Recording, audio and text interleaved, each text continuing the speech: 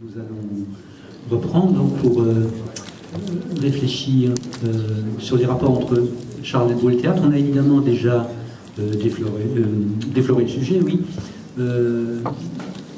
Mais Claude Alice va essayer Claude Alice Perrotte va essayer de tenir compte dans son texte de ce qui a déjà été dit.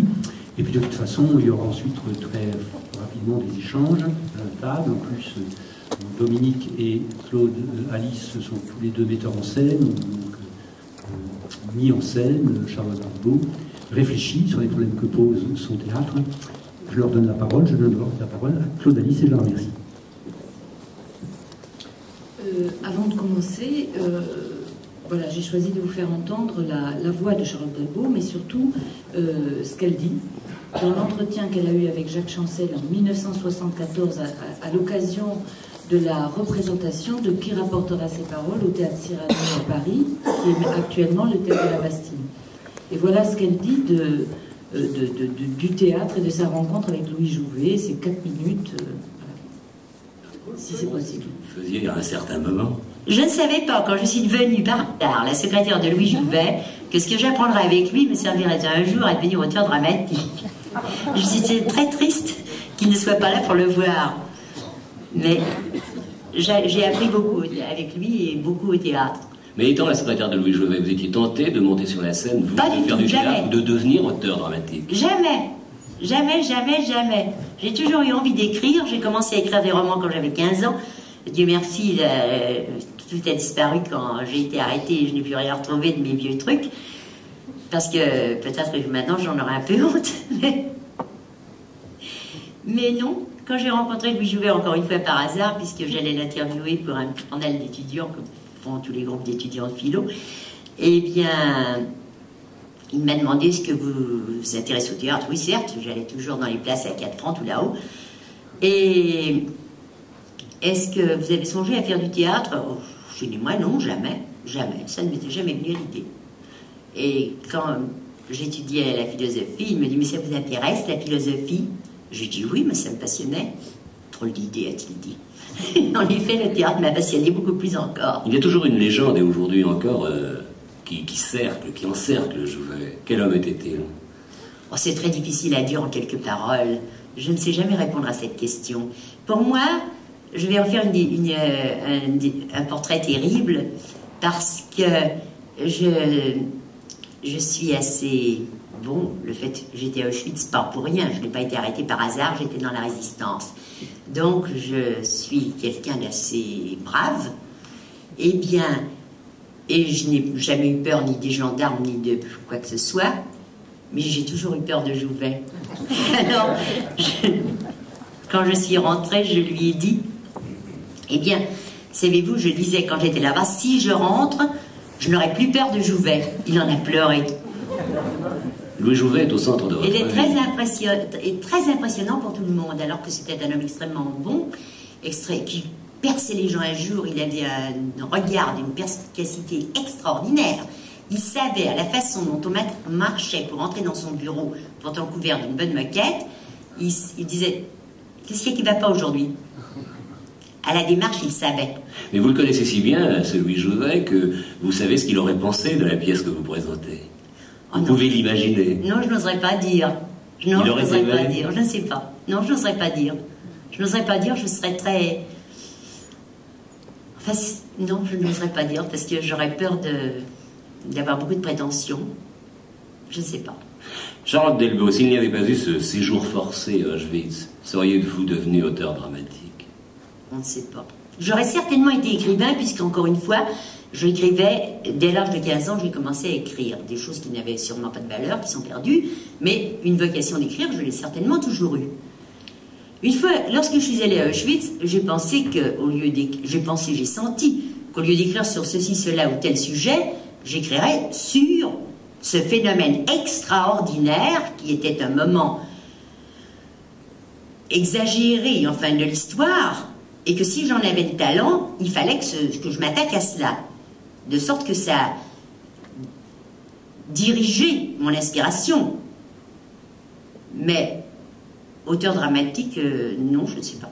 Enfin, les événements ont bousculé vos ambitions, mais au départ, vous aviez des idées, vous vouliez faire quoi? Vous êtes devenu secrétaire de Louis Jouvet par hasard, vous parliez d'études de philosophie. Oui, je voulais être tout tranquillement professeur de philo.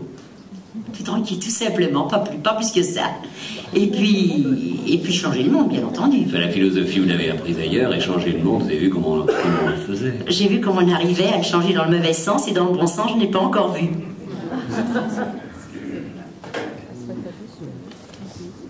Donc, pour commencer elle a déjà presque tout dit, mais voilà, bon, pour parler de la relation de Charlotte Delbo avec le théâtre, bon, elle est évidemment indissociable de la rencontre avec Louis Jouvet. En octobre donc 1937, Paul et Violaine en ont déjà parlé, mais donc à l'occasion d'un article qu'elle doit faire pour la revue mensuelle des Cahiers de la jeunesse, et dont le rédacteur en chef n'est autre que son mari Georges Dudac, elle rencontre Louis Jouvet au Théâtre de l'Athénée afin de l'interviewer. Elle a 24 ans. À la fin de l'entretien, il lui demande de relire l'article avant sa parution. Elle lui envoie aussitôt. 2 jours après, elle reçoit un pneumatique. « Pouvez-vous passer ce soir avant le spectacle ? Monsieur Jouvet voudrait vous voir. » Elle se rend à l'Athénée, le trouve dans sa loge, comme à la première visite. Et elle rapporte cette entrevue dans un article de 1966 dans la NRF, dont je vous lis un extrait. Donc c'est elle qui écrit ça. J'ai trouvé Jouvet dans sa loge comme à ma première visite. Il était dans sa robe de mendiant des lettres de Giraudoux. Il se maquillait. J'ai lu votre papier. Je haletais d'appréhension. Comment avez-vous fait cela? J'ai parlé avec beaucoup de journalistes dans ma vie, je leur ai dit des choses, et quand ensuite j'ai lu ce qu'ils en avaient fait, je n'ai rien reconnu de ce que je leur avais dit. Avec vous, je retrouve mes phrases, mon mouvement de parole, ma respiration. C'est étonnant. Comment avez-vous fait cela? J'ai pris en sténo. En sténo? Tiens. Et vous seriez capable de faire pareil pour autre chose, de noter tout en parlant, tout en suivant une conversation? Parce que vous voyez, moi je suis un comédien. Il faut que je parle. C'est en parlant que je pense. En parlant, je trouve. Un comédien n'a pas d'idées. Enfin, appelons ça des idées. Mais quand je veux les écrire, elles glissent. Ainsi, avec mes élèves au conservatoire, vous savez comment cela se passe au conservatoire? Les élèves sont là, ils ont appris une scène qui leur plaît, qu'ils ont envie de jouer, d'un personnage où ils ont envie de se loger, où ils croient pouvoir se loger. Celle-ci va nous donner Hermione, elle monte sur l'estrade. Elle attaque, elle ne sait rien d'Hermione, elle a appris des mots, je l'interromps. Ne va pas plus loin, dis-nous ce que tu viens faire ici. C'est par rapport à ce qu'elle montre, à ce qu'elle, celle-ci précisément, sait, ou plutôt ne sait pas du personnage, par rapport à ce qu'elle a éprouvé ou non, que je sens, moi, comment le lui faire sentir à elle, cette fille-là qui veut jouer Hermione. Ce que je lui dis alors pour le lui faire sentir, je ne dis pas expliquer parce qu'au théâtre on n'explique rien, je le trouve au fur et à mesure. C'est un tâtonnement, un effort vers une correspondance, une suite d'approximations où j'essaie de faire affleurer chez elle la sensibilité du personnage. Jouer la comédie, ce n'est pas appliquer des trucs, des recettes. Chacun arrive sur scène embarrassé de soi, pris à soi-même. Ce que je leur dis aux gosses, ce n'est pas « faites comme ci ou comme ça ». J'essaie de les faire sortir d'eux-mêmes. Et ce que je leur dis m'éclaire moi. Quelquefois, il me semble que j'approche de la transparence. La classe finie, c'est parti. Si vous pouviez noter cela. Pendant 3 ans, 2 fois par semaine, Charlotte Delbo a accompagné Louis Jouvet au conservatoire. Pendant 3 ans, 2 fois par semaine, elle a rempli des blocs et des blocs de notes qu'elle mettait plus d'une journée à mettre en écrit. Au retour des cours, ils faisaient à pied le chemin pour rentrer à l'Athénée. Souvent, ils déjeunaient ensemble. Et elle l'écoutait parler, encore tout animée de ses cours, dans une profusion de paroles, posant des questions, faisant part de ses doutes. Charlotte continuait de noter, car, je cite, « Les paroles de Jouvet dans la spontanéité, l'improvisation, l'abondance, le mouvement ne s'ordonnaient pas d'elles-mêmes en phrases, en texte. » Mais Charlotte ne faisait pas que cela, elle l'aidait aussi à préparer les conférences sur Marivaux, Molière, etc. ses articles, ses livres. Elle lui faisait ses comptes rendus de ses cours, dont il s'est servi pour un ouvrage sur l'enseignement d'art dramatique et pour son livre, que les comédiens connaissent bien, Le comédien désincarné. Elle a rédigé pour lui quantité d'articles, de notes sur l'architecture dramatique, la psychologie du comédien, l'histoire du théâtre, etc. Son engagement auprès de Louis Jouvet sera interrompu lors de la tournée en Amérique du Sud, lorsque Charlotte Delbos décidera de rentrer en France en septembre 1941. Ça, on en a déjà parlé. Et il y a sur ce départ différentes hypothèses sur les raisons qui ont poussé Charlotte Delbos à quitter la troupe. Et selon les sources dont on dispose, archive l'ouvrage aussi de Denis Rolland, Louis Jouvet et le théâtre de l'Athénée, et la biographie de Violaine Gély et de Paul Gradvol, qui émettent des hypothèses. Voici comment, en tout cas, Charlotte Delbos, elle, explique la raison de son retour en France dans le convoi du 24 janvier qu'elle écrit en 1965. Je vous lis juste l'extrait où, dans ce livre où elle fait toutes les biographies des 230 femmes, elle donne des raisons d'entrer à la résistance, donc leur parcours dans la résistance, etc., les circonstances de leur arrestation, et elle écrit ça. Un dimanche de septembre 1941, à Buenos Aires, je me suis assise sur un banc dans un square pour lire La Razón que je venais d'acheter.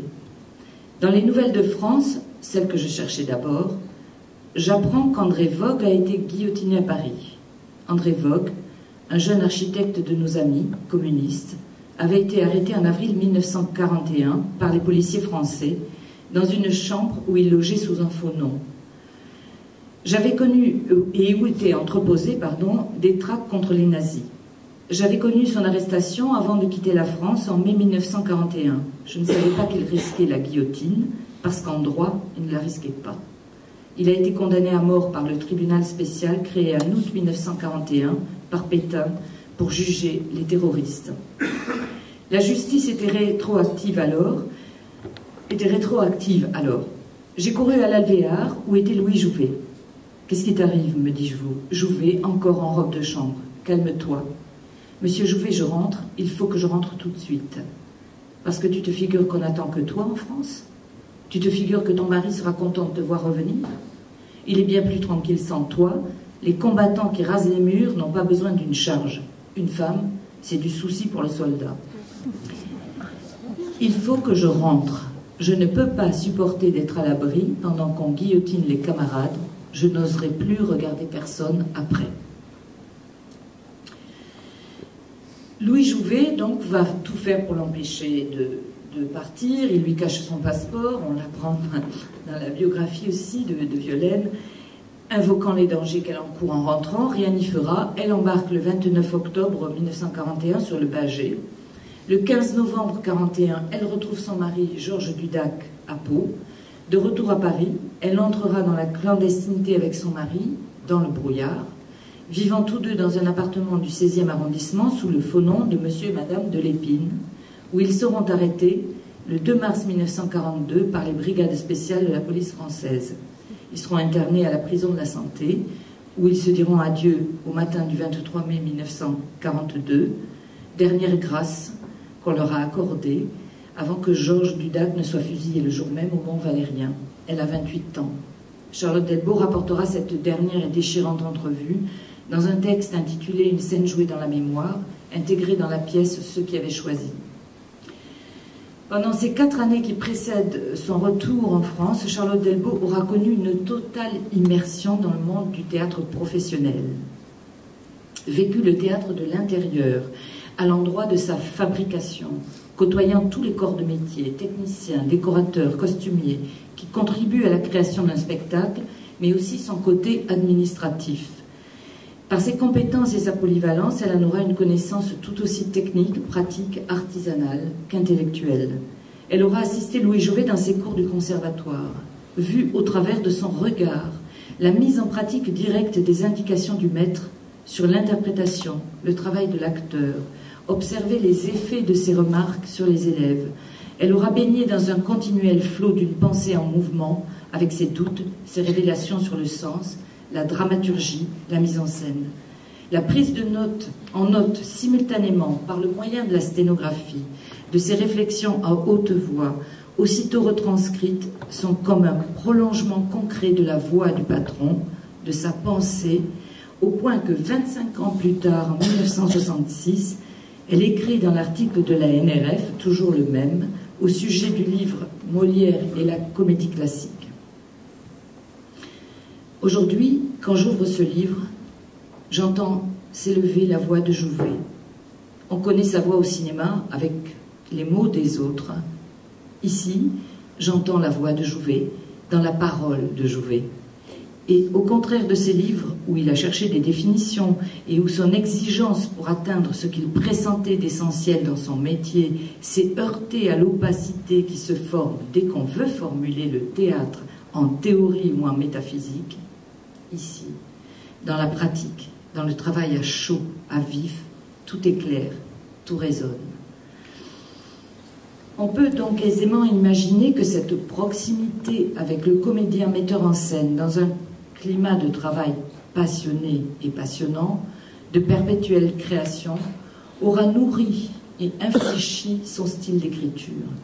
Car enfin, il y a dans la prose de Charlotte Delbo, notamment dans la trilogie à Auschwitz et après, un souci de précision, d'indication détaillée qui oblige le lecteur à voir ce qu'elle écrit comme des scènes, à ressentir les situations et ce qui fait agir les personnes, on pourrait presque dire les personnages, si l'on ne savait que ce qu'elle a écrit sont des faits avérés de la plus grande tragédie du XXe siècle.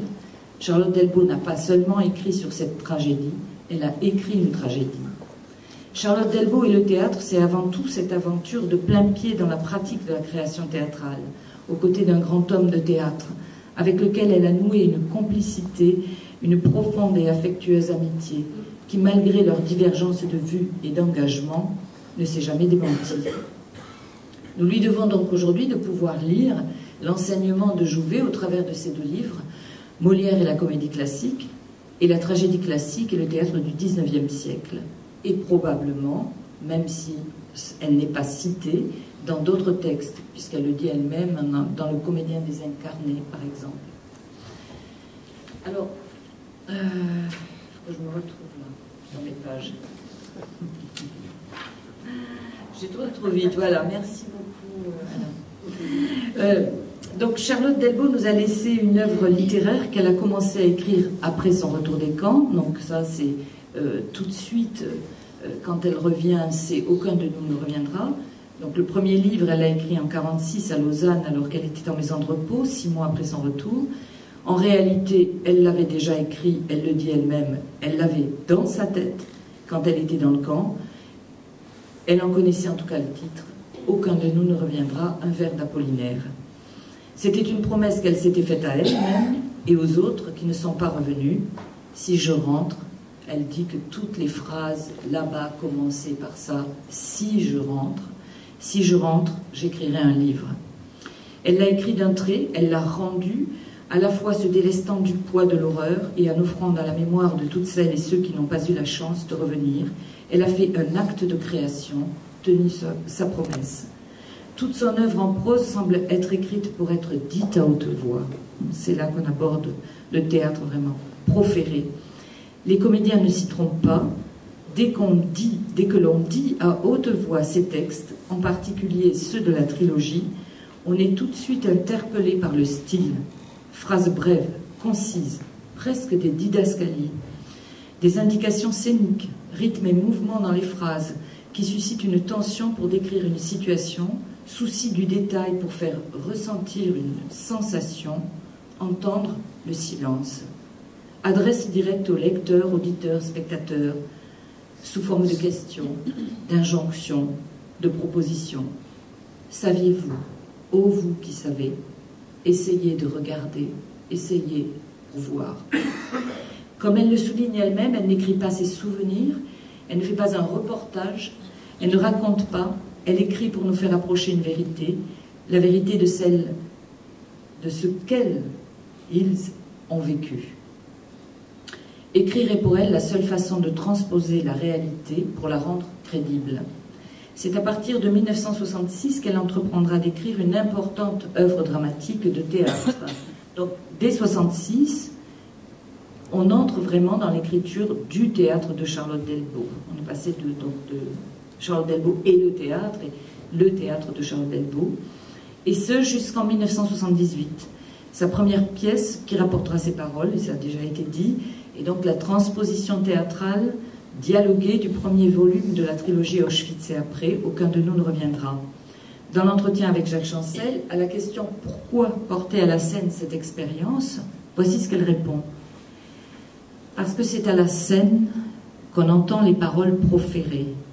Dans la lecture, on est seul, on relit, on peut être touché par les mots, on est moins atteint, c'est-à-dire que dans la lecture, on a des mots et à la scène, on a des paroles. C'est à partir de ce moment-là, comme le remarque Cécile Godard dans un ouvrage sur Charlotte Delbo, que Charlotte Delbo semble faire le choix de l'écriture dramatique comme si le théâtre était davantage en adéquation avec ce qu'elle veut dire. Marianne Clausson, une enseignante universitaire, explique à propos du théâtre de Charlotte Delbo, dans un article non encore paru, un certain nombre de pièces dans la continuité de Qui rapportera ses paroles transposent l'expérience vécue de la prison et de la déportation. Ceux qui avaient choisi, qui date de 1967, dans laquelle se trouve insérée une scène jouée dans la mémoire, Et toi, comment as-tu fait? Reprise théâtrale du dernier volume de la trilogie d'Auschwitz et après Mesure de nos jours. Et enfin Les Hommes, sa dernière pièce, écrite en 1978 et qui rapporte la représentation d'un caprice de Musset dans la prison d'Ormainville, quand elle faisait les cours et que chacune avait sa spécialité, on va dire. Mais il existe un autre pan du théâtre de Charlotte Delbo, différent dans la mesure où il ne renvoie pas à des événements vécus, mais à l'actualité et aux débats politiques qui ont animé les années 60-70. En 1968, elle écrit ainsi « La capitulation », consacrée à l'entrée des chars soviétiques en Tchécoslovaquie. Paraît ensuite en 69 un petit chef-d'œuvre d'intelligence politique, la théorie et la pratique, etc. En 72, la sentence consacrée au procès de Burgos, qui vit en décembre 70, la condamnation à mort de militants de l'ETA, est éditée. Deux nouvelles pièces paraissent en 75, Maria Lusitania sur la révolution des œillets au Portugal et le coup d'État, farce politique inspirée de la tentative par l'armée marocaine de s'emparer du pouvoir à l'occasion des fêtes d'anniversaire de Hassan II en 1971. Enfin, on peut citer La ligne de démarcation, écrite en 1975 et radiodiffusée sur France Culture, sous le titre « La victoire était-elle possible ?», qui met en scène le coup d'État du 11 septembre 1973 au Chili. Le théâtre de Charlotte Delbo est donc à la fois associé à son expérience vécue, la prison, la déportation, le retour des camps, mais aussi le moyen d'exprimer son engagement, sa capacité d'indignation, sa passion des discussions, des débats sur les sujets de l'actualité politique nationale et internationale durant les années 70. Ces pièces, à l'exception de la sentence, sont principalement constituées de débats politiques. Les personnages ne cessent de s'affronter sur le bien fondé des positions, de leurs positions et de leurs engagements, au détriment, il faut le dire, de l'action dramatique. Ces débats relèvent davantage de l'analyse politique que de la littérature. L'idéologie envahit le texte, au point que ces pièces semblent difficilement représentables aujourd'hui, du moins dans leur version intégrale. Exception faite, et ça c'est mon avis, de la théorie et la pratique. Le théâtre de Charlotte Delbo est un théâtre politique au sens des affaires de la cité. D'un côté, le théâtre de la mémoire qui transpose une expérience vécue dans les années de la résistance et de la déportation et qui les transcende. De l'autre, un théâtre qui s'inspire des événements politiques contemporains, mélangeant réalité historique et fiction pour en faire une représentation à la fois poétique et tragique de la scène du monde, afin d'exprimer un point de vue dans le but d'éveiller les consciences, de susciter des questions, de provoquer le débat. On retrouve dans ce théâtre l'empreinte de sa formation marxiste, le matérialisme historique dialectique comme outil d'analyse du monde, car l'histoire n'est pas écrite d'avance, ce sont les femmes et les hommes qui font l'histoire, leurs actions, leurs idées, leurs décisions, prennent leurs racines dans les conditions matérielles et économiques où ils vivent. Mais il y a aussi un souffle libertaire dans toute son œuvre dramatique, dont on trouve les traces dans ses écrits, ses articles et les prises de position critiques vis-à-vis du Parti communiste et des sociétés totalitaires. Un idéal trahi, dont on a entendu tout à l'heure déjà une partie. Et donc Paul Gradvold d'ailleurs a écrit une contribution pour le colloque international sur les relations avec les communistes. Pour finir, je vais vous faire une petite lecture rapide de la théorie et la pratique. Donc, Marianne Clausson résume d'ailleurs cette pièce très bien, mais enfin tout à l'heure on l'a dit, voilà, c'est là. Cette pièce se présente comme la reconstitution d'une rencontre qui aurait lieu entre Marcuse et Lefebvre en avril 68. Mais il s'agit bien entendu d'un dialogue fictif, comme le précise le sous-titre, dialogue imaginaire, mais non tout à fait apocryphe. Si les idées et les ouvrages de ces deux maîtres à penser de mai 68 étaient bien connus de Charlotte Delbo, on peut mettre entièrement à son crédit le choix de la forme théâtrale, par laquelle elle montre son refus des vérités dogmatiques et rend vivante une pensée en mouvement qui ne peut naître que dans la confrontation ou la complémentarité des idées. Donc, moi je vous propose juste de vous lire la fin de cette pièce et qui met en scène donc un étudiant, deux étudiants, un étudiant, une étudiante et un ouvrier. Donc la scène se passe quelques semaines plus tard, début juin 1968, trois jeunes gens, un étudiant, une étudiante, un jeune ouvrier, ou davantage, qui se partageront les répliques, bondissent sur la scène vide. On évitera le style cœur parlé et déclamatoire. La scène se joue avec bonne humeur et simplicité. Étudiant, il ne voit pas comment faire pour transformer la société, nous non plus, nous ne voyons pas quand nous avons commencé. Tous. Maintenant, nous le voyons. Étudiant, on nous dit vous ne savez pas ce que vous voulez. Étudiante, c'est vrai, nous ne le savons pas. Étudiant, nous savons ce que nous ne voulons pas. Ouvrier, on nous dit il fallait être fou pour se lancer dans une bataille perdue d'avance. Étudiante, si les jeunes n'étaient pas fous, ils renonceraient à vivre à la minute même où ils comprennent ce qui les attend dans la vie. Tous. Nous ne savons pas ce que nous voulons, mais nous savons ce que nous ne voulons pas. Étudiant. Nous ne voulons pas mener une vie idiote. Étudiante. Tout le monde aujourd'hui a une vie idiote. Ouvrier. Tout le monde s'ennuie, même les riches. Étudiante. Mon père est PDG d'une grosse boîte. Il fabrique des cartons d'emballage. Rien que des trucs qu'on détruit immédiatement. Je lui ai dit. Tu as une vie idiote. Tu travailles, tu travailles, tu travailles, tu fais de l'argent, tu ne fais que cela, tu ne vis pas. Il m'a répondu, c'est vrai que j'ai une vie idiote, je vais tâcher de faire une croisière cet été. Vous voyez, complètement idiot. Ouvrier, mon père travaille chez Renault, je lui ai dit, tu as une vie idiote. Il m'a répondu, c'est vrai, on a une vie de con. Il n'est pas con, mon père. Tous, nous ne voulons pas mener une vie idiote, nous voulons travailler, mais nous ne voulons pas faire un travail idiot. Étudiant. Nous voulons étudier, mais nous ne voulons pas devenir physicien pour faire des bombes atomiques, devenir architecte pour construire des casernes ou des HLM, c'est la même chose. Étudiante, devenir ingénieur pour perfectionner l'exploitation et le rendement. Ouvrier, devenir CRS parce qu'il n'y a pas de travail, ni à la campagne, ni ailleurs. Étudiante, devenir médecin pour remplir des formulaires et nous battre avec l'administration. Étudiant, devenir comptable pour manipuler des chiffres faussés. Ouvrier, devenir ouvrier spécialisé pour faire toujours la même chose. Étudiant, devenir magistrat ou gendarme pour défendre la propriété. Étudiante, devenir journaliste pour arranger la vérité. Étudiant, devenir professeur pour couler les étudiants dans le moule. Étudiante, devenir vendeur pour vendre des gadgets. Ouvrier, devenir bureaucrate parce que c'est vraiment la fin de tout. Étudiant, nous ne voulons pas mener une vie idiote, nous voulons faire un travail utile, responsable. Étudiante, nous voulons avoir une vie utile, responsable. Ouvrier, nous voulons vivre et non pas subsister. Étudiant, nous ne voulons pas d'un avenir tracé d'avance. Les échelons, l'avancement, la retraite et la mort au bout, sans avoir rien fait de ce que nous avions le goût de faire. Étudiante, nous ne voulons pas nous laisser anesthésier et nous réveiller à la veille de la mort pour dresser de notre vie un constat de faillite. Étudiant, il y a déjà assez de générations qui l'ont fait avant nous. Ouvriers, nous ne voulons pas que nos élans et nos passions soient laminés. Étudiante, que nos rêves soient déchirés. Étudiants, que nos désirs soient mis en morceaux. Tous, nous voulons changer la vie. Ouvriers, on nous demande comment ferez-vous. Étudiante, nous ne savons pas encore.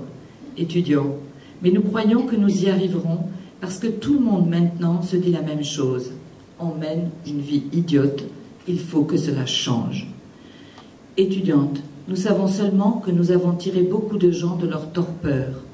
Ouvriers, jusque-là ils étaient assez contents de leur sort, du moment qu'on peut gagner sa vie et sortir le dimanche, que demander de plus. Étudiants, ils ont compris tout d'un coup que la vraie vie ce n'est pas cela, que la vraie vie ce doit être autre chose. Ouvriers, et pour changer, il suffit de le vouloir. Étudiante, le premier pas c'est le plus difficile, nous l'avons fait. Le premier pas c'est le refus. Nous refusons toute l'injustice, tout l'esclavage, toute la bêtise. Ouvriers, on nous dit, vous vous êtes lancés comme des fous que vous êtes, et vous avez été battus. Étudiants, nous n'avons jamais pris un pavé pour une baguette magique. Étudiante, il fallait donner l'élan, et nous l'avons donné. Ouvriers, nous avons été battus, mais rien n'est perdu. Étudiante, au mois de mai, quelque chose a changé. Ouvriers, au mois de mai, personne ne s'est ennuyé. Étudiant, au mois de mai, tout est devenu intéressant, passionnant. Tout le monde avait envie de s'en mêler, de participer. La rue était en fête. Tout le monde parlait à tout le monde. Étudiante, on nous dit, vous voulez tout démolir, et que mettez-vous à la place? Étudiant, vous avez déjà vu, vous, qu'on sache quand on commence ce qu'on mettra à la place? Étudiante, dans mon corbillon, qui mettons? Étudiant, la justice. Ouvrier, la liberté. Étudiante, le bonheur. Étudiant, dans ton corbillon, le bonheur? Et comment l'y mettra-t-on? Étudiante, cherchons tous et nous trouverons. Étudiant, il faut vouloir l'impossible pour obtenir tout le possible. Étudiante, au mois de mai, nous avons effleuré le possible et cela personne ne l'oubliera, et d'avoir une fois dans sa vie effleuré le possible. Cela donne des ailes pour l'avenir. Ouvriers, nous voulons changer la vie. Étudiant, demandez le bonheur. Vous trouvez que c'est trop? Rideau, tout le monde revient saluer très gaiement. Gaiement. Très gaiement. Très gaiement.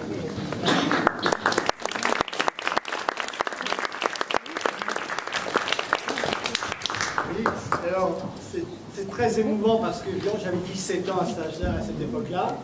J'entendais beaucoup ça. Je pensais au cinéma à l'époque, le cinéma militant aussi, au théâtre étudiant, plein de choses que j'ai connues. Et effectivement, c'est étonnant, je ne sais pas quel âge elle a exactement, elle est donc en 68, voilà. Elle a vécu ça, cette chose terrible, enfin cette chose dont on ne revient pas en principe. Elle en revient et elle dit ces choses très gaiement. Elle fait une chose très gaiement, on a entendu ça à voix, c'est incroyable. Enfin, bon. Il y a quelque chose qui fait qu'effectivement, elle ne pouvait pas être au Collège de France immédiatement, je pense. Enfin, elle ne sortait pas chez Gallimard. Elle n'était pas héritière de ça. Donc ça, c'est très émouvant, très naïf en même temps. C'est... je pense à mes camarades graphistes qui travaillaient à l'époque aussi sur 68, qui avaient au Beaux-Arts à Paris, et qui avaient ce type de travail, de phrases, de combat qui nous reste, qu'on n'oublie pas. Et pour parler du théâtre rapidement, parce que tu as dit beaucoup de choses et intéressantes, moi je ne me pose pas le problème du théâtre chez Delvaux, enfin pas exactement. Plus exactement, je ne me pose pas, c'est pas forcément son théâtre qui m'intéresse, dans la mesure où tout ce qu'elle écrit m'intéresse déjà, et qu'il faut faire théâtre, comme disait Vitesse, de tout, pas avec n'importe qui, pas n'importe comment. Chez Delvaux, c'est possible, je lis, mets-toi en place, installe-toi, texte en prose, ce qu'elle met en dialogue, pour moi c'est le même. Texte théorique, c'est le même. Interview de chez Chancel, je le mets en scène, ça m'intéresse. Écrire pour le théâtre, on a vu des grands écrivains que j'adore, contemporains, écrire pour le théâtre, c'est très mauvais. Enfin, je veux dire, François Bon, donc un écrivain que j'adore, extraordinaire, grand écrivain. Au théâtre, j'ai fait du théâtre emmerdant. Je ne sais pas pourquoi. Je ne sais pas pourquoi, et j'adore François Bon, et c'est un autre point. Je pense qu'il est encore vivant. Hein. C'est personnel, hein. Je dis là que des opinions tout à fait personnelles. Chez Delbo, c'est un tel personnage que je n'ai pas connu. C'est quelqu'un de tellement vivant. C'est une femme en plus, c'est-à-dire pour moi, mec, je racontais ce midi qu'effectivement, mon premier livre politique vrai, ça a été Le deuxième sexe de Beauvoir, quand j'avais cet âge-là et qu'elle écrivait ça. Et c'était pas ni Marcus, ni Althusser, ni Marx, j'avais un peu lu, Brecht un peu plus, voilà. C'était le deuxième sexe de Beauvoir, c'est-à-dire l'autre versant du monde qui est le même. Et quand j'ai lu Delbo un peu plus tard, grâce au travail que vous avez fait avec l'ensemble, sur l'ensemble de la France théâtralement, grâce à Françoise Boer, qu'on a citée, parce qu'elle est venue dans ce théâtre, donc je pense à elle maintenant très fort, grâce à des tas de gens, j'ai découvert Charlotte Delbo. Je dis au théâtre, je mets tout. N'importe quoi de qu'elle écrit, sauf en un temps duré, un temps déterminé évidemment. Ça serait intéressant de faire un travail théâtral complet sur Delbo, plusieurs nuits, d'enfermer les gens, de les affamer.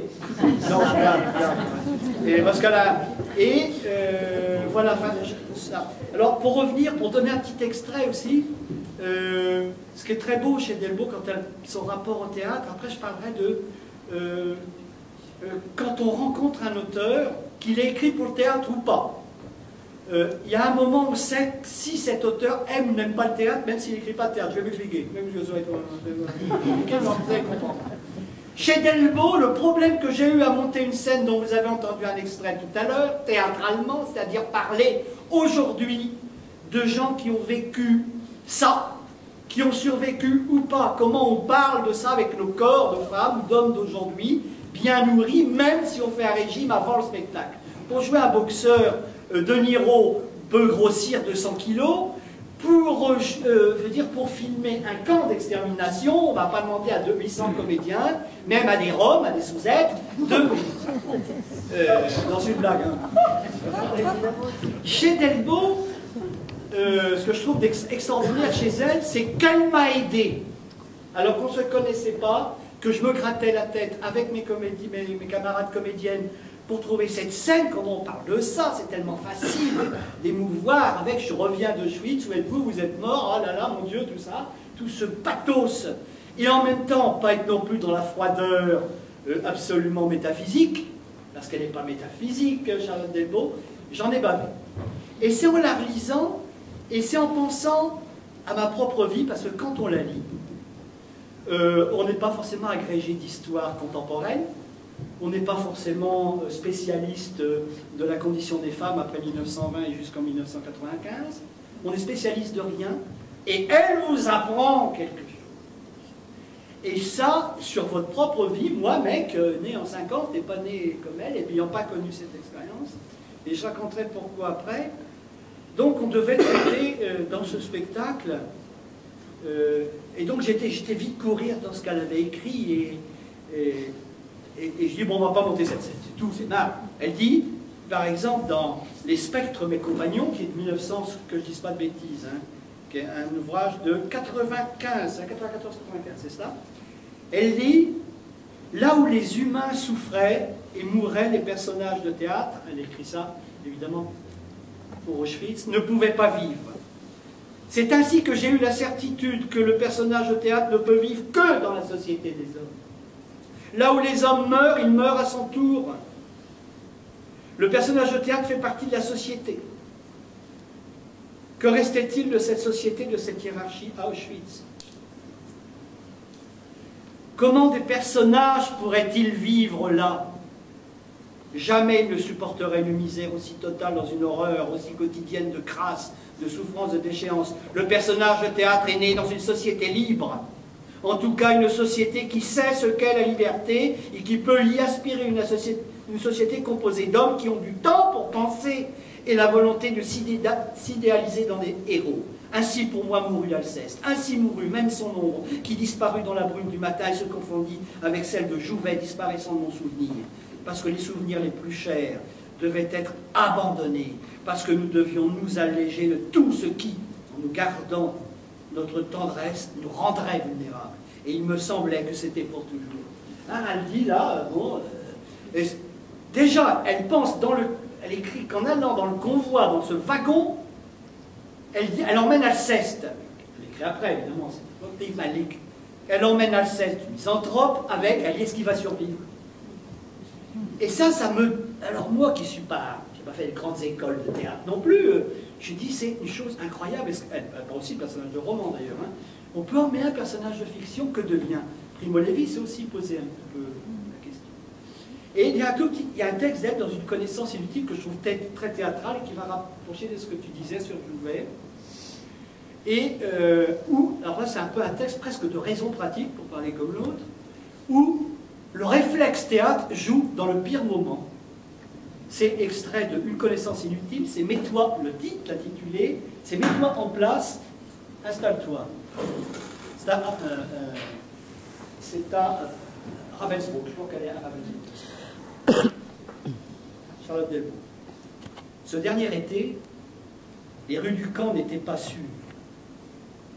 Il était dangereux de s'y trouver entre l'appel du matin et l'appel du soir. À tout instant, il pouvait y avoir une rafle. Les usines du Troisième Reich avaient de plus en plus besoin de main-d'œuvre. Les camps leur en fournissaient. Cela se passait très rapidement. Sur un signal invisible, les coups de sifflet éclataient de tous les côtés à la fois. Les rues entre les baraques étaient barrées par les bandes rouges, les polizei, détenus qui étaient chargés de l'ordre dans le camp et qu'on distinguait à leurs brassards rouges. Toutes les prisonnières qui étaient dans les rues ou sur le seuil des baraques étaient pourchassées, cernées. Elles s'enfuyaient dans toutes les directions. Polizei à leur trousse, essayaient d'échapper, se heurtaient au barrage, étaient saisies au collet, poussées de vive force, à coups de pied, à coups de poing, à coups de bâton dans la colonne qui se formait au milieu du camp. Cela s'appelait partir en transport. Après 3 ans de captivité, je saute des passages, nous devions ménager nos forces si nous voulions tenir jusqu'au bout, et le bout paraissait proche. Aussi, chaque matin, quand les colonnes se formaient, se rassemblaient, nous déployions des ruses, chaque fois réinventées pour nous cacher, pour ne pas être prises au travail. Les colonnes parties, il nous fallait nous terrer jusqu'à l'appel du soir. Nous y avions réussi jusque-là. Et pourquoi ce jour-là me suis-je trouvé seul dans une rue du camp? Nous ne circulions jamais qu'en groupe, l'œil et l'oreille aux aguets. Pourquoi étais-je seul ce jour-là, au moment où des coups de sifflet éclatent de toutes parts, où des polizei forment des chaînes au bout de chaque rue, sans même savoir comment cela s'était produit, me voilà dans une colonne que des femelles SS mettent en place à coups de bottes, que des capots maintiennent en place à coups de bâton. Comment me suis-je laissé prendre si bêtement? Stupide que je suis, oh, que c'est bête! Bête! Me voilà au milieu de ces visages inconnus. Des Russes, des Polonaises, personne qu'ils me souviennent avoir déjà vu, personne qui parle français. Lentement, à force de coups et de cris, la colonne se stabilise. Je me souviens. 2 SS femelles nous surveillent, vont et viennent d'un bout à l'autre de la colonne. On attend. Je me souviens. Survient une 3e SS qui rejoint ces 2 pareilles et toutes les 3 s'arrêtent. Je les regarde, je ne les quitte pas des yeux. Il suffirait qu'elle s'intéresse tout à coup à quelque chose à l'autre bout de la colonne, par exemple, pour que... J'observe surtout celle qui me tourne le dos. À la façon dont elle se plante sur ses jambes, j'ai l'impression qu'elle déplace son attention et soudain, dans un de ces éclairs comme on a dans les rêves, j'entends la voix de Jouvet, disant à un élève qui avance sur l'estrade et attaque sa scène, « Non, recommence. Tu n'es pas entré, là. Entre et attends. Voilà, mets-toi en place. Remets-toi en place. Bien, ne bouge pas, attention. Ne bouge plus, installe-toi.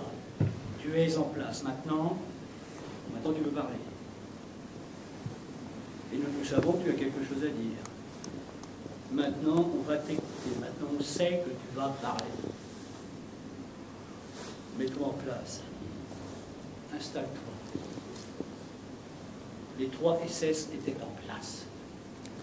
À leur dos, à leurs bottes, à leurs épaules, j'ai su qu'elles entamaient une conversation et qu'elles ne bougeraient pas. Elles étaient installées. Alors vite, je bondis hors du rang.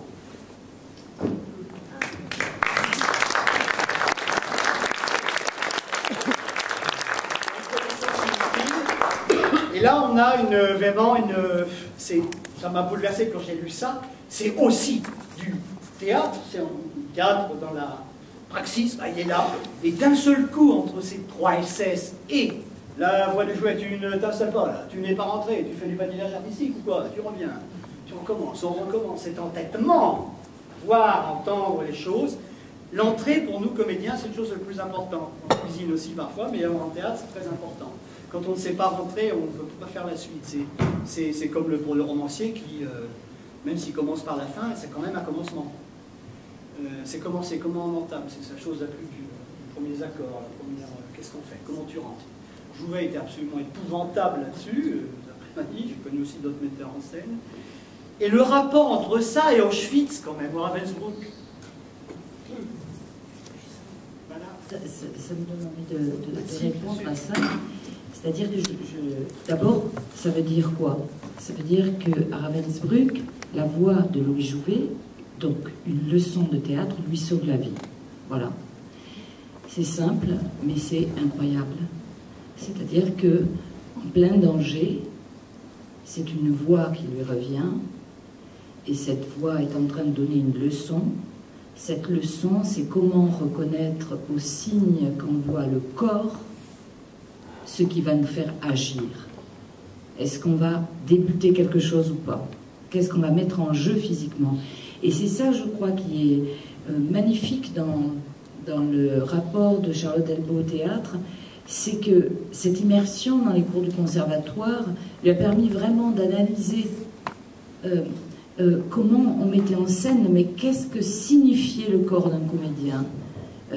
Tout est interprétable, tout, et c'est une connaissance humaine qui lui vient par le théâtre aussi. Cette capacité d'observation du comportement, voilà. Donc d'une part, ça lui sauve la vie, mais il y a aussi ce rapport au spectre dont tu parlais tout à l'heure dans le wagon. En fait, Alceste la suit, hein, et il ne va pas rentrer à Auschwitz. Et qu'est-ce qu'elle voit? Elle voit Louis Jouvet qui tourne au coin de la rue Caumartin. C'est-à-dire, quand elle arrive à Auschwitz, elle voit que ce personnage qu'avait joué Louis Jouvet ne va pas l'accompagner à Auschwitz. Et qu'est-ce qu'elle voit? Elle dit qu'elle voit la silhouette de Louis Jouvet qui tourne à la rue Caumartin, le coin de la rue Caumartin, qui est donc la rue qui est derrière l'Athénée, par laquelle on rentre quand on est artiste ou de l'administration, qui n'est pas le devant. Et donc, en fait, ça signifie aussi beaucoup de choses sur la capacité de résistance des humains. C'est-à-dire qu'elle l'explique souvent, très souvent ça, dans son œuvre. Elle dit qu'elle ne pouvait... Ce qui était important pour elle, à Auschwitz, c'était de parler. Parler, parce que quand on parle, on est vivant. Et parler de ce qu'on était avant. Puisque c'était l'anéantissement, le camp. Le camp, c'est la disparition de l'identité humaine. On n'est pas un nom, on n'a plus de nom, on a un numéro, tout est fait pour vous anéantir, et pour résister à l'anéantissement, elle faisait appel à leurs souvenirs, à ce qu'elles avaient été avant. Donc, les personnages de théâtre qu'elle a côtoyés dans les cours avec Louis Jouvet et dans sa connaissance du théâtre sont aussi des gens qui viennent. Et l'être viendra à Auschwitz. Mais certains ne peuvent pas résister. Mais c'est aussi son expérience de la prison, c'est-à-dire la solitude dans la prison. Je ne sais pas, c'est difficile à imaginer pour nous tous. Mais cette solitude et cet enfermement, même s'il avait du sens parce qu'elle savait pourquoi elle y était, c'est long une journée. Elles étaient dans le brouillard en plus. c'est-à-dire elle ne pouvait recevoir pratiquement ni colis ni rien. Elle faisait passer par les fenêtres qui étaient hautes avec un système de fils qu'elle devait retrouver. Celles qui pouvaient avoir accédé à la bibliothèque faisaient passer, ils appellent ça le yo-yo, les prisonniers, des livres. Elle a pu s'en procurer un. Donc on peut imaginer toutes les conversations dans l'enfermement qu'était la prison, qu'elle pouvait avoir avec ce qu'elle avait connu avant, et les personnages de chair, puisque ce sont pour elle les personnages de chair, les personnages de théâtre. Il y a aussi quelque chose, alors, pour rebondir sur ce que tu disais, Dominique, sur sa prose est théâtrale. Oui, sa prose, quand on est comédien, comme tu l'as fait là, on a envie de se lever et de la dire à haute voix, parce que je pense aussi qu'on sent dans son écriture qu'elle écrit à la cité, elle nous écrit, elle écrit à quelqu'un, elle s'adresse. Et donc, c'est écrit comme ça, c'est écrit avec cette idée d'adresse, donc aussi, enfin, pour moi en tout cas, de l'espace de la tragédie. C'est-à-dire que même si ce sont des choses intimes, on sent que le corps du comédien, il doit aller chercher quelque chose loin pour porter cette parole, parce qu'elle est dans l'espace du théâtre antique. Elle est dans cet espace-là. Hein. Donc on va s'adresser pour parler à la cité, pour dire ce qu'on a à dire, parce qu'on a quelque chose à dire, bien sûr. Et là où je suis tout à fait d'accord, alors dans le travail lui-même du texte, on ne peut absolument pas aller dans le pathos. Je veux dire, c'est impossible. D'ailleurs, elle nous y arrête très vite et ça ne marche pas. Et on n'en a pas envie parce que il y a une résistance dans le texte qui est une résistance de sa vitalité même. C'est-à-dire la façon d'écrire, c'est toujours quelque chose qui nous fait rebondir. On doit y aller, on sent qu'on doit y aller de son corps. Et aussi un aspect dont je voudrais parler, parce qu'il rejoint ce que disait Violaine sur l'écriture antérieurement, mais je trouve, comme beaucoup de gens, je pense, que c'est une écriture d'une extrême sensualité. Et quand je dis sensualité, je veux dire que le choix des mots qu'elle emploie, c'est vraiment quelque chose qui va tout le temps essayer de susciter chez le spectateur ou l'auditeur ou le lecteur une sensation. Elle va aller chercher la sensation. C'est-à-dire qu'on va se ressentir dans le camp. On va ressentir le froid, la soif, toutes ces choses. Donc elle a vraiment une écriture, oui, du corps, une écriture de chair. Et c'est vraiment quelqu'un qui avait un souci du mot. D'ailleurs, à cette phrase fameuse sur laquelle est revenu Adorno, hein, il a essayé de s'expliquer, le pauvre, sur cette fameuse phrase « après Auschwitz, on ne pourra plus jamais écrire ». Elle a répondu à ce moment-là, il y aura toujours assez de mots dans la langue française pour dire ce qu'on a à dire. Il y en aura toujours assez. Et c'est vrai qu'elle emploie des mots quelquefois presque désuets, démodés, mais par exemple, moi je m'étais arrêtée sur ce mot « exsangue ». Et quand on entend « exsangue », hors du sang, quelque chose qui fait que ça donne une pâleur, on n'a plus de vie. C'est assez extraordinaire comment elle les place, ces mots désuets. Voilà. Donc il y a ça dans l'écriture, cette charge théâtrale, et qui est quand même différente du théâtre politique qu'elle a écrit. Où là, c'est beaucoup moins dans le champ poétique. On est plus dans le débat d'idées, quoi. Oui, alors peut-être, je ne vais peut-être pas éterniser, il y a peut-être des questions. Bon, avec le théâtre, ce qu'il y a de très fort quand j'ai lu Delbos, alors peut-être aussi qu'une des raisons, non pas de son de la relative indifférence éditoriale, en tout cas hautement médiatique, c'est aussi le fait qu'elle aime le théâtre. Quand Françoise Boer me dit « tu aimes le théâtre, tu lis pas Delbos, t'es un con » parce qu'elle parlait comme ça. Françoise Boer était une camarade commune qui à un moment ici, conseillère théâtre, elle est disparue aujourd'hui de la direction générale des affaires culturelles. Je peux en parler parce qu'elle parlait comme ça. Et elle m'a dit « voilà ». Et or, ce n'est pas exactement du théâtre, c'est autre chose. Tu travailles sur la résistance, tu travailles là-dessus. Bon voilà. Et effectivement, ce texte dont les quatre camarades comédiens nous ont donné un extrait tout à l'heure, quand on l'a monté, cette fois en mise en scène, là c'était debout en lecture, on s'est posé le problème de qui dit ça. Comment on dit pourtant les phrases sont relativement simples, on a fait un montage, on n'a pas joué in extenso, mais sur ces femmes qui disent quand nous rentrerons, enfin si nous rentrons, quand nous rentrerons. Oui. Et à ce moment-là, on a merdé, excusez-moi de pas rigoler, on a merdé pendant longtemps. On était ici sur ce plateau-là, c'est là qu'on l'a créé. On avait un dispositif comme ça en bois, enfin métallique, parce qu'on parlait des routes qui arrivaient, parce que la déportation c'est essentiellement un problème de chemin de fer, d'engrenage. Et on s'est dit, voilà, mes 4 comédiennes, elles sont d'aujourd'hui. Est-ce que c'est la maigreur, l'exanguïté? En même temps, les mots de Delbo sont très simples. Elle appelle par les prénoms. Elle dit les prénoms, elle nomme. C'est important. Elle parle par exemple, pour la plus jeune des prisonnières, elle parle des couleurs, des odeurs. Est-ce que je vais ressentir des odeurs? En gros, pareil, j'ai lu, c'est vrai que c'est là que j'ai appris qu'aucune femme, enfin beaucoup de femmes ont eu leurs règles après ça. Qu'elles aient 16 ans, 18 ans, 20 ans. Et donc, et là, elle ne pourra plus sentir les couleurs. Est-ce qu'on pourra poser sa main comme ça, sans que ça ne fasse rien? Comme ça. Est-ce qu'on pourra faire une chose comme ça? Comme ça. Est-ce qu'on dit comme ça à Auschwitz? Et là, elle le dit. Donc on était là et on se dit, voilà, on va le dire comment? Debout. Là, on l'a dit debout. Et on a ça pour rappeler. Et personnellement, je souffrais. Vraiment, et c'est pour ça qu'après, j'ai toujours une souffrance à entendre ce texte, mais heureuse, à cause de Charlotte Delbo. Et on avait donc ce dispositif, parce qu'on avait d'autres séquences, il y avait Germaine Tillon en particulier, des textes, enfin d'autres textes. Et puis bon, elles vont se déshabiller, elles vont être nues, on va jouer sur la nudité, c'est des corps d'aujourd'hui, qu'elles soient jeunes, plus âgées, bon, la nudité, ça dit la nudité. En plus, elle donne des indications, elle ne voulait pas de rayures, est-ce qu'on se met en rayures? En plus, on avait d'autres séquences après, on avait un autre sur-tête. Donc voilà, tout le compte. Et c'est elle qui m'a aidé. Je regarde ces phrases, et d'abord parce qu'elle m'a renvoyé à moi, c'est pas pour parler de moi, c'est pas un sujet très intéressant, mais à un moment, je pense, c'est pas elle qui en parle, mais quelqu'un parle à propos du camp de concentration, un témoignage, pas un écrivain, du chant des pleurs qu'il y a dans l'Énéide.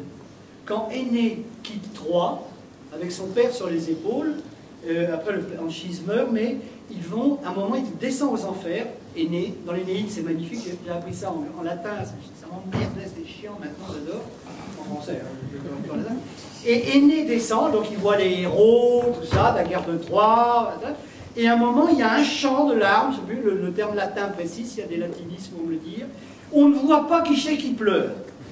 Ce sont simplement des larmes, ce sont les inconnus. Ce sont les gens, le chant des sanglots, des femmes, des hommes, peut-être même des chiens, des animaux. Tout ça pleure. Qui nous reconnaîtra? Nous ne sommes pas les héros, nous ne sommes pas Hector, nous ne sommes pas les dieux. Ah, je l'ai relu dans l'Énéide. Et après, je me suis rappelé ma propre enfance en pension.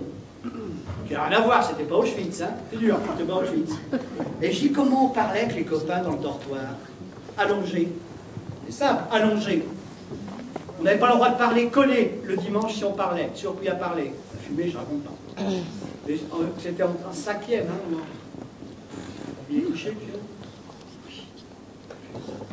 c'est ta mère qui est venue te chercher samedi. Putain, elle est baisée.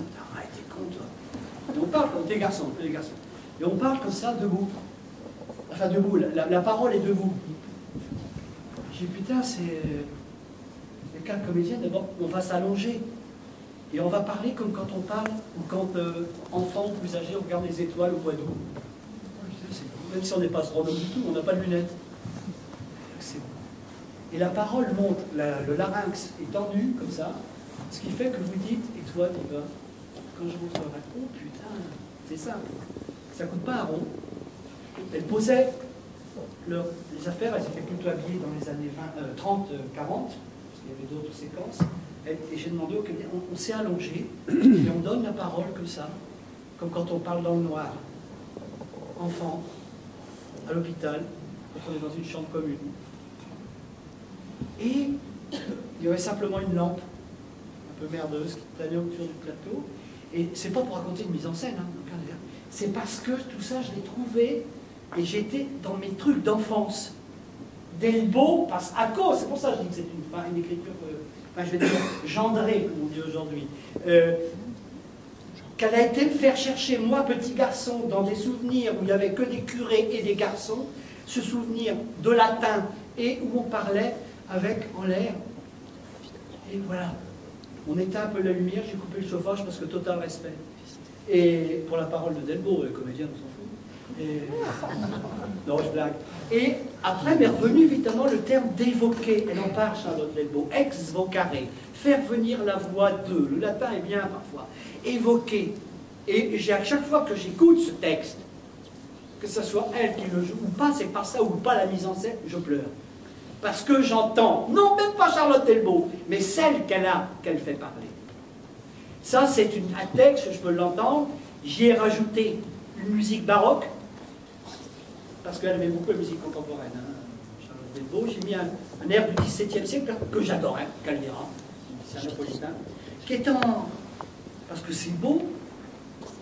C'est pas beau qu'elle soit morte, mais c'est beau qu'on puisse en parler après. Et côté art, les gens... C'est pas pour les faire pleurer, il n'y a pas de pathos. Oui, moi je ne pourrais pas aller à l'école, je ne pourrais pas retourner à l'école. C'est simple ça de dire si je ne pourrais pas retourner à l'école. Et si c'est dit allongé, voilà. Et que le silence, parce que le théâtre c'est ça, il y a des corps, il y a 4 corps de femmes, elles ont posé leur manteau, fin propre à côté, tout s'allonge. On dit ça, il y a une lampe qui fait ça.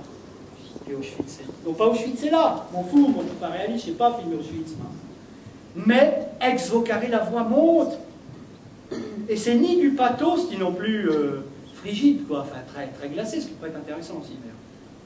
Voilà, c'est ce que j'allais dire, c'était un témoignage, sans si j'étais un peu long, pour dire comment un problème théâtral, parler d'Auschwitz quand même, je veux dire parler de Racine, il ne parle pas la même langue que nous, ou la tragédie grecque, mais Racine, il y a des référents, il y a machin, oui, tu le joues comme ça, tu le coupes comme ça, les mystiques, bordel, bon, il y a une histoire de ça, ça vient de loin, Racine.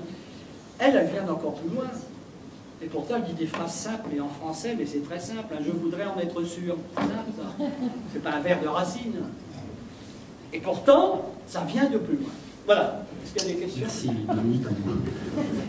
On pourrait passer beaucoup de temps à t'écouter, mais là, il faut qu'on conclue maintenant. Je ne sais pas si on a du temps encore pour des questions, il est trop tard. Il reste à vous remercier de votre attention, de votre extrême attention, remercier les comédiennes qui nous ont donné à entendre Charlotte.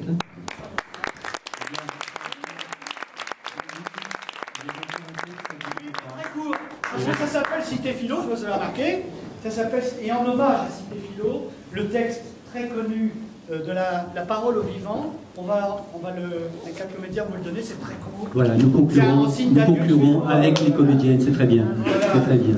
Bon, voilà, c'est un texte que, alors je ne sais pas la date précise hein, qu'elle a écrit plus tard, mais qui est une leçon au vivant. Ça va résumer très fort. Bon, ça sera un peu de guise de conclusion puis d'au revoir. Et je suis revenu.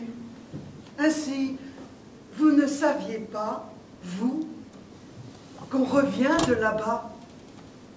On revient de là-bas, et même de plus loin. Vous qui passez bien habillés de tous vos muscles, comment vous pardonnez? Ils sont morts tous. Je reviens d'un autre monde, dans ce monde que je n'avais pas quitté, et je ne sais lequel est vrai. Dites-moi, suis-je revenu de l'autre monde? Pour moi, je suis encore là-bas, et je meurs là-bas. Vous passez et vous buvez aux terrasses. Vous êtes heureux, elle vous aime. Mauvaise humeur, souci d'argent. Comment vous pardonnez d'être vivant? Chaque jour, un peu plus, je remeurs la mort de tous ceux qui sont morts. Et je ne sais plus qu'elle est vraie du monde là, de l'autre monde là-bas. Maintenant, je ne sais plus quand je rêve et quand je ne rêve pas. Comment vous ferez-vous pardonner par ceux-là qui sont morts pour que vous passiez bien habillés de tous vos muscles, que vous buviez aux terrasses, que vous soyez plus jeune chaque printemps? Je vous en supplie, faites quelque chose. Apprenez un pas, une danse, quelque chose qui vous justifie, qui vous donne le droit d'être habillé de votre peau, de votre poil. Apprenez à marcher et à rire, parce que ce serait trop bête à la fin que tant soient morts. Et que vous viviez sans rien faire de votre vie.